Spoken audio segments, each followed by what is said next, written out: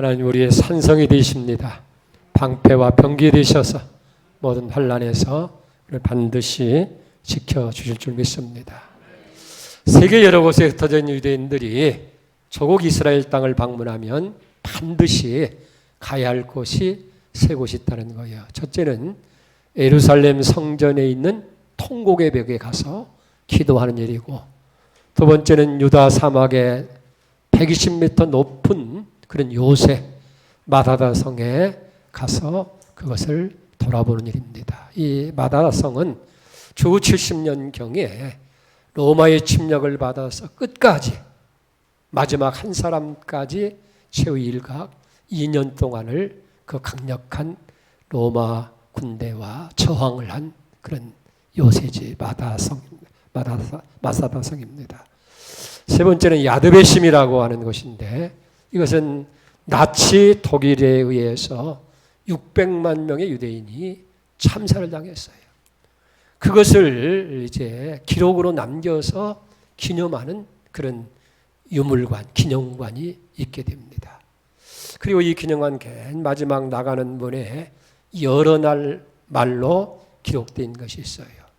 망각은 순환에 이르고 기억은 구원의 이유가 되어진다.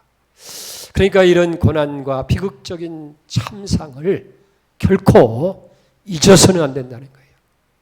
잊으면 순환을 또 당하는 것이고, 그걸 기억하면 우리는 그걸 잘 감당할 수 있는 구원의 이유가 될 수 있다 그럽니다.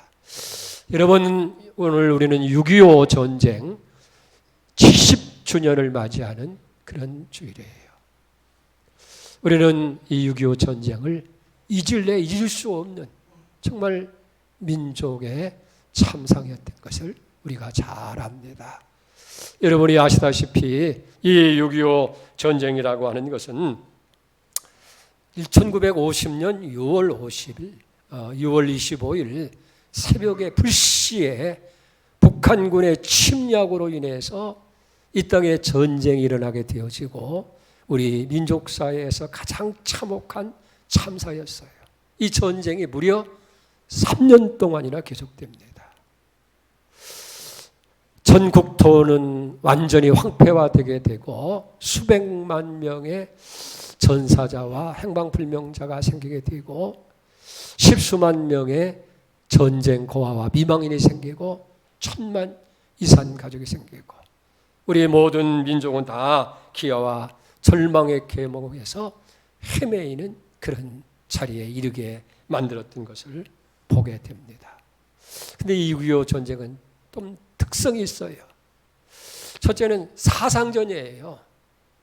공산주의와 자유민주주의의 대립이었고, 또 하나는 동족 상쟁, 같은 민족끼리 총뿌리를 겨누고 싸우는 동족 상쟁이고, 세 번째는 승자도 패자도 없는 그 전쟁이 이제 보류된 채 70년 동안을 정전 상태에 이르게 되어집니다.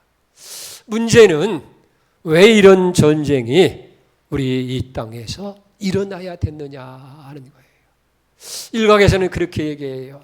소련과 미국의 그 이념의 대립이 이 한국 땅에서 일어나게 되고, 우리는 그 이념의 대리전을 하는 희생양이 됐다는 그런 견해도 없지 않아 있습니다만은, 우리 기독교에서는 적어도 이 재난의 이유를 두 가지로 생각할 수 있게 되는 거예요. 첫째는 모든 재난의 원인은 죄의 결과다. 범죄로. 하나님의 뜻대로 살아야 할 그런 하나님의 백성들이 하나님의 말씀과 뜻을 어기게 될 때에 하나님께서는 바르게 저들을 세우기 위해서 재난이라고 하는 이것을 통해서 저들을 바로 잡게 되어지는 거예요. 사무엘하 7장 14절에 분명히 얘기하잖아요. 나는 그에게 아비가 되고 그는 내게 아들이 되리니 그가 만일 죄를 범하면 내가 사람의 매와 인생의 채찍으로 징계하려니와 라고 말씀하고 있어요. 오늘 본문에 나오는 누가복음 13장에도 보면 1절에 제자들이 예수님께 와서 빌라도에 의해서 갈릴리 몇 사람이 해를 받게 된 것을 이야기할 때에 예수님이 하신 말씀이 2절 3절에 기록되어 있습니다. 보세요. 대답하여 이르시되 너희는 이 갈릴리 사람들 이와 같이 해 받음으로 다른 모든 갈릴리 사람보다 죄가 더 있는 줄 아니냐. 너희에게는이 아니라 너희도 만일 회개하지 아니하면 이와 같이 망하리라고 하고. 그러니까 예수님이 재난의 원인이 그 사람들이 무슨 재수가 모자랐든지 운이 나빠서 그런 것이 아니라 결국 죄와 연관, 죄값으로 그렇게 되기 때문에 너희도 회개해야 된다. 그렇지 않으면 망하리라는 거예요. 또 우리 기독교에서 이 재난에 대한 두 번째 견해가 있어요. 그건 재난을 통해서 하나님께서 하시고자 하시는 일을 이루기 위해서 하나님께서 이런 방편으로 때로는 재난이 오고 질병이 오고 전쟁이 일어날 수 있다는 거예요. 우리가 하신 예로 요한복음 9장에 보면 나면서부터 소경된 자를 보면서 제자들이 그렇게 묻어요. 요한복음 9장 2절에 보니까 제자들의 입으로 이르되 랍비여 이 사람 맹인으로 난 것은 누구의 죄로 인함입니까? 자기입니까? 아니면 부모의 죄입니까? 저들은 생각할 때 틀림없이 저가 시각장애인이 되고 맹인이 된 것은 그는 조상의 죄를 졌든지 아니면 본인이 죄를 지어서 그런 결과이겠다. 그러니 선생님 누구의 죄 때문입니까? 라고 물을 때에 3절에 보면 예수님 이렇게 대답하십니다. 예수께서 대답하여 이르시되 그 부모의 이 사람이나 그 부모의 죄로 인한 것이 아니라 그에게서 하나님이 하시는 일을 나타내고자 함이라. 그러니까 소경되고 재난을 맞게 된 것은 하나님께서 그 사람을 통해서 하시고자 하시는 일을 이루기 위해서 그 사람이 그런 재난의 대상이 되어졌다 하는 거예요. 그런 예를 구약에서 찾아볼 수가 있잖아요. 바로 창세기에 나오는 요셉이라고 하는 사람이에요. 형들에 의해서 미움과 시기를 받아서 이스마엘 장사꾼에 팔림을 당하잖아요. 그리고 애굽의 보디발의 가정에서 종살이 하다가 억울하게 누명을 쓰고 감옥에 갇히는, 그게 무려 13년 동안이나 계속된 거예요. 얼마나 비참한 고난이에요. 근데 나중에 그 고난의 이유를 요셉은 그렇게 얘기하는 거예요. 자기가 이런 고난을 당한 것이 어떤 죄값이나 잘못에 의해서 누구의 실수에 의해서 이루어진 것이 아니라 이 가뭄과 7년 동안 계속된 가뭄과 기근 속에서 선민 이스라엘 백성들의 생명을 구원하기 위해서 하나님이 그렇게 하셨다. 창세기 50장 20절이에요. 당신들은 나를 헤아려 하였으나 하나님은 그것을 선으로 바꾸사 오늘과 같이 많은 백성의 생명을 구원하게 하시기 위해 그렇게 하셨다. 당신들이 아니라 하나님이 하신 일이라고 얘기하는 거예요. 그렇다고 한다면 6.25 전쟁은 왜 일어났느냐는 거예요. 이미 말씀드린 대로 미국과 소련의 대리전으로 일어난 것도 아니고 중요한 것은 오늘 우리가 살펴본 대로 우리 민족의 잘못과 죄값으로 인해서 이런 결과가 주어졌다는 거예요. 하나님 뜻대로 살아야 할 하나님의 백성들이 하나님 뜻대로 살지 못하니까 하나님은 저들을 바로 바른 하나님의 백성 삼기 위해서 채찍의 매를 여기 든 거예요. 특별히 우리 교회가 민족과 국가의 소금과 빛이 되는 사명을 감당해야 할 텐데 오히려 사부 논열되고 헐뜯고 싸움질하는 교권 다툼으로 인한 죄가 관영하는 거예요. 그래서 전쟁을 불러오게 되어지고 민족을 순환 가운데로 몰아넣을 수밖에 없었다는 거예요. 당시 무명 성도였던 김은서라고 하는 사람이 쓴 글을 통해서 그 시대상을 우리가 알 수가 있어요. 그러니 이렇게 기록하고 있습니다.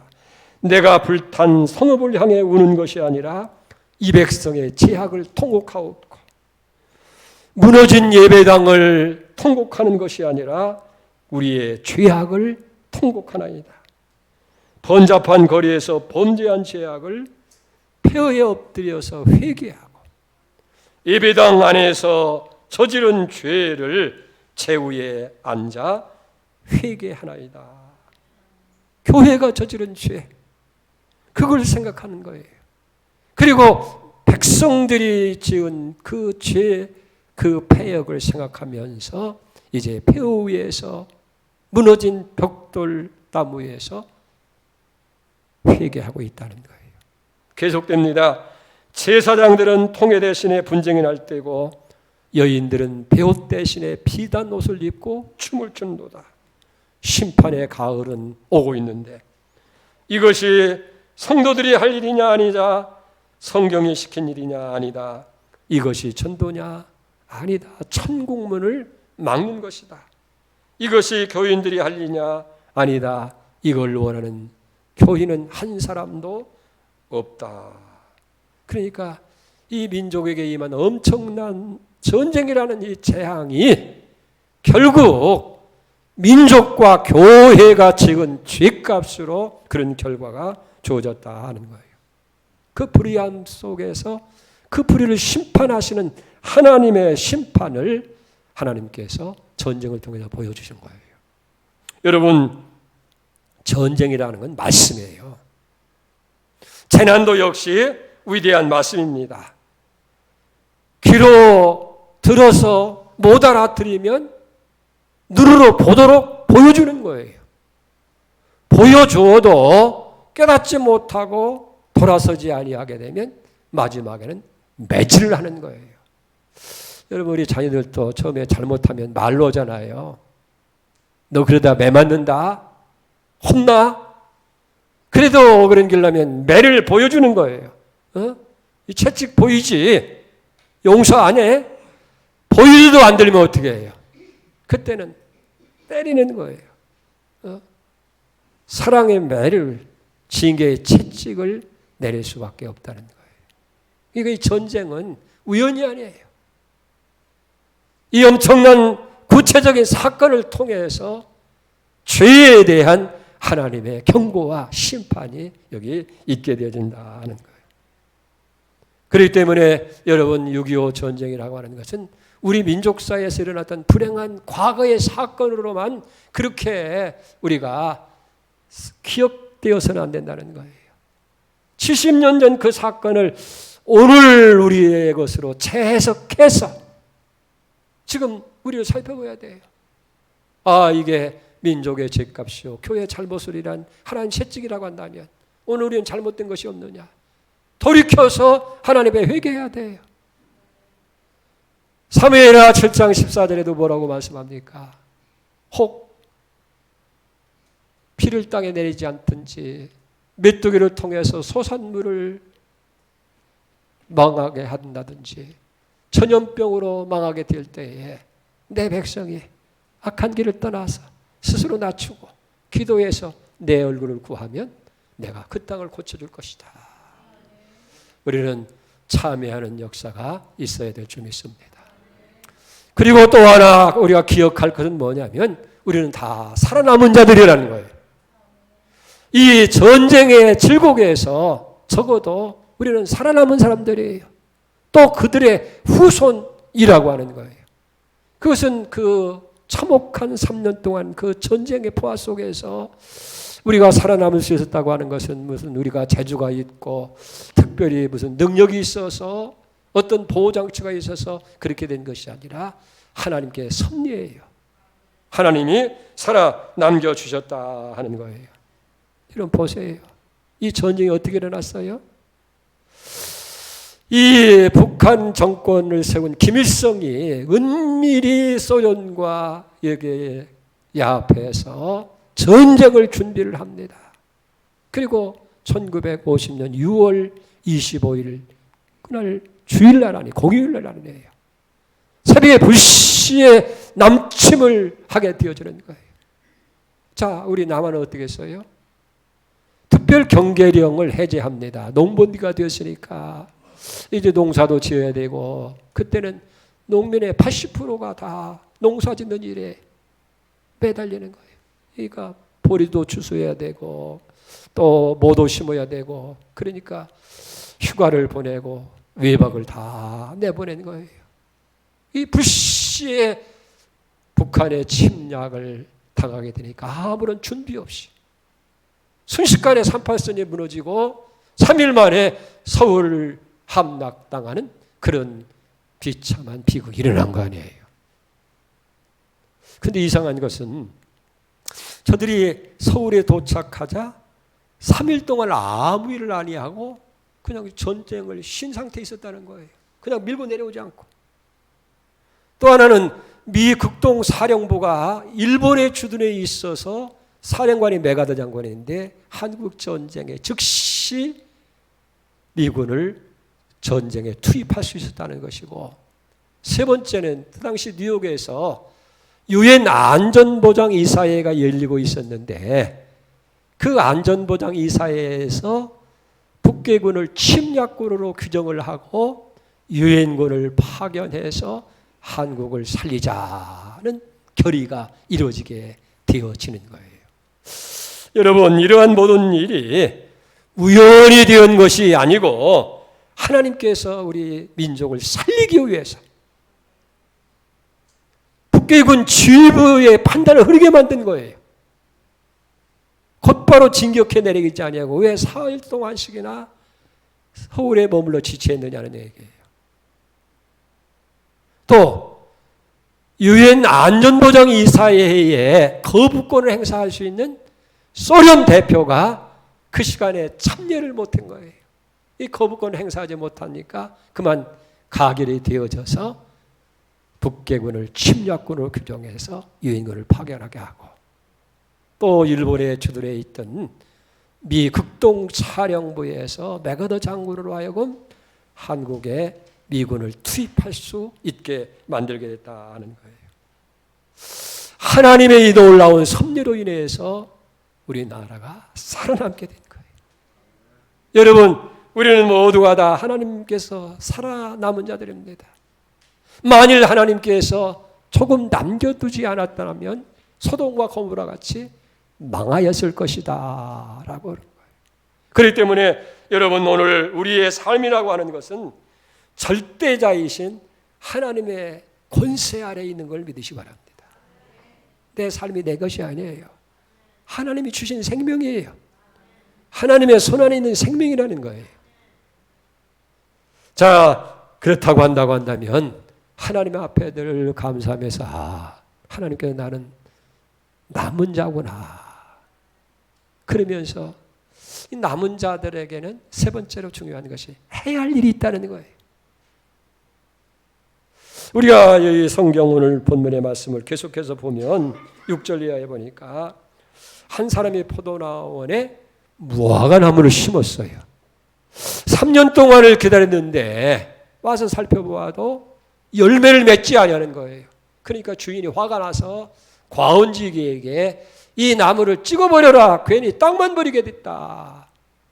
그랬더니 7절 8절에 보면 그 과원지기 말입니다. 대답하여 이르되 주인이여 금년에도 그대로 두소. 내가 두루 파고 거름을 주리니 이후에 만일 열매가 열면 좋거니와 그렇지 않으면 찍어버리게 하소서라고 말씀하고 있는 것을 보게 됩니다.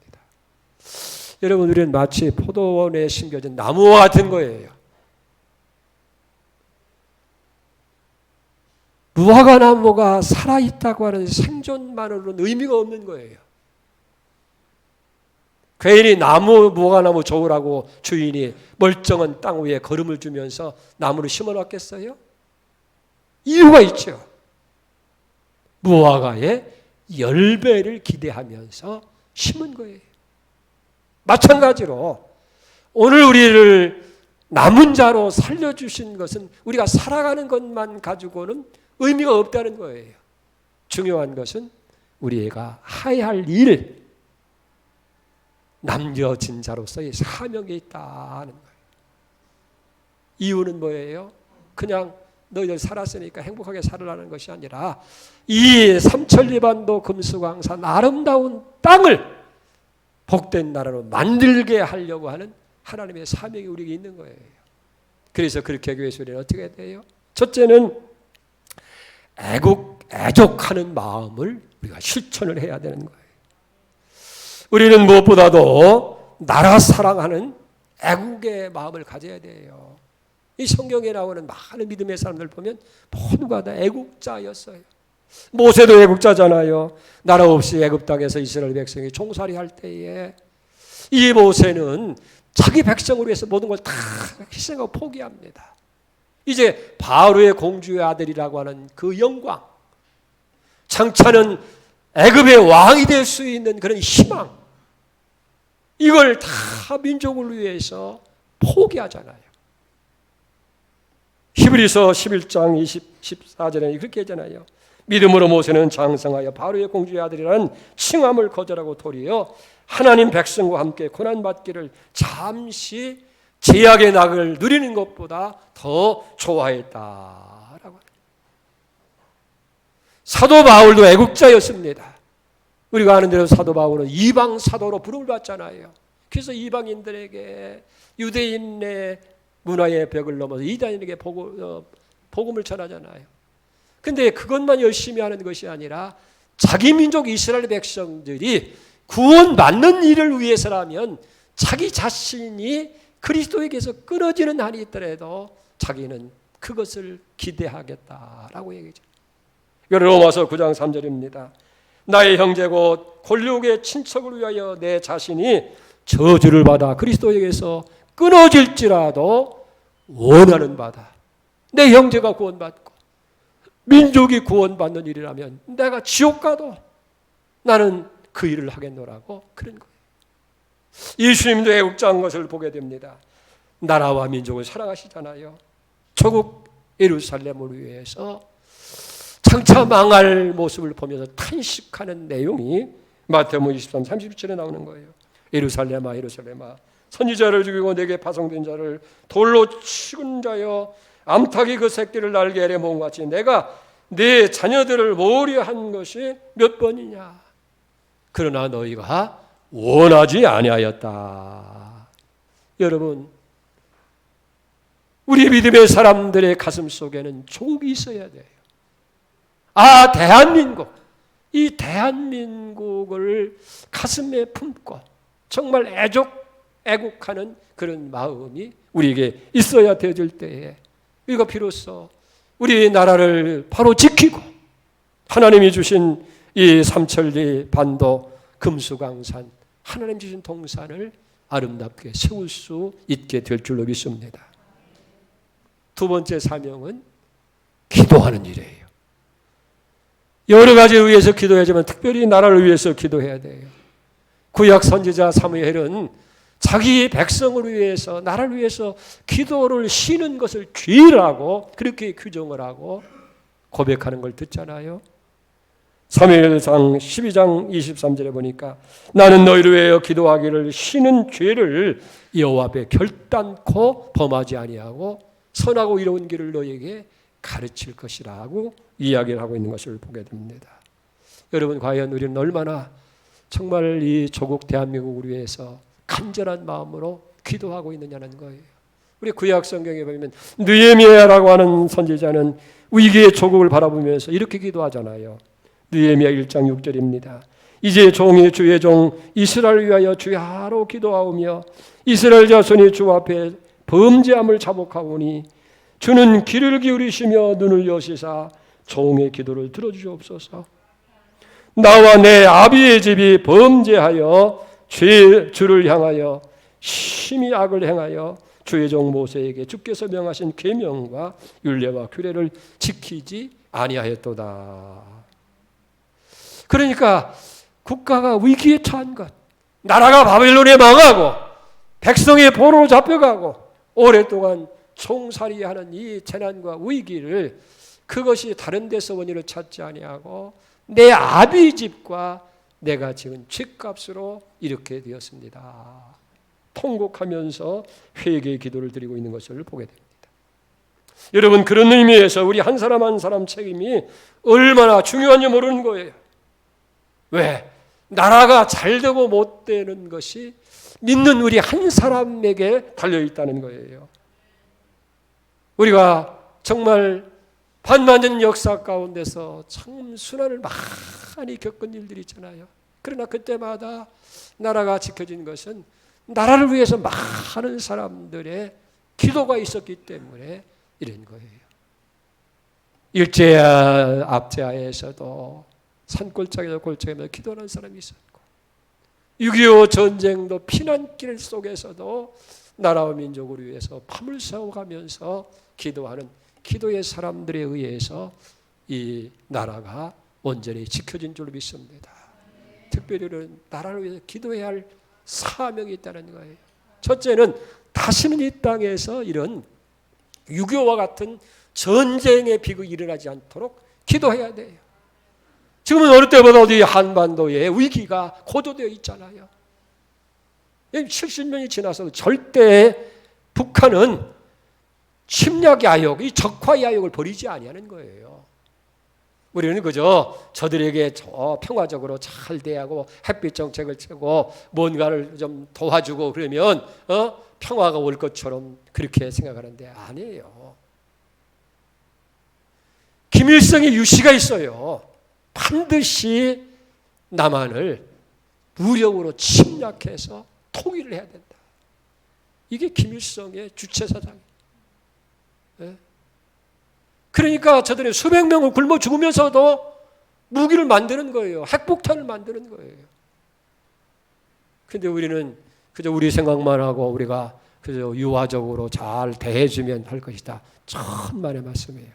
저들은 끝까지 이게 다른 게 아니에요. 평화적으로 통일하려고 하는 것이 아니라 반드시 무력으로 적화 통일을 하려고 하는 그런 정책을 가지고 있기 때문에 우리는 이런 비극이 일어나지 않기를 기도해야 돼요. 하나님이 산성이 되고 방패가 되고 병기가 되셔서 막아주셔야 된다는 거예요. 두 번째는 평화적인 통일입니다. 우리는 전쟁에 싸워서 선정하는 것이 아니에요. 승공, 멸공이 아니고 평화적으로 자유민주주의에 의해서 저들이 통일이 이루어지도록 기도해야 될 줄로 믿습니다. 세 번째는 민족복음화예요. 우리의 목표는 통일의 이유가 어디 있느냐, 참된 자유가 어디 있느냐, 우리가 평안히 잘 먹고 사는 것이 아니라 하나님께서 우리 민족에 주어진 사명, 그게 뭐냐면 제사장 나라가 되는 거예요. 그래서 열방에게 복음을 전하는 선교하는 나라 되게 하기 위해서. 그럴 때에 드골이 그 얘기한 것처럼 우리 드골이 아니라 누가 일본의 시성이 얘기한 것처럼 우리 민족은 동방의 등불이 되어지는 그런 역사가 일어나게 될 줄로 믿습니다. 오늘 6.25 전쟁 70주년을 맞이합니다. 여러분, 그 민족적인 비극은 절대로 잊어서는 안 돼요. 유대인의 야드베심 기념관에 기록된 대로 망각은 순환으로 인도하고 기억은 구원의 이유가 있다고 하는 말. 우리 잊어서는 안 돼요. 그리고 이 전쟁은 북한이 시작한 거예요. 남한에서 무슨 전쟁을 시작한 게 절대 아니에요. 저들은 야욕을 버리지 않고 있다는 것. 그리고 이건 우리의 죄값이 난 것을 깨닫고 우리가 70년 전의 사건을 오늘로 해석해서 우리의 잘못과 죄를 회개하고 이제 남은 자로서 사명, 전쟁이 일어나지 않도록 기도하고 평화 통일을 위해서 기도하고 민족 복음을 위해서 기도하는 그런 은혜가 있어야 될 줄 믿습니다. 기도하겠습니다. 하나님 아버지, 6.25 전쟁 70주년을 맞이합니다. 북한의 기습 공격으로 인해서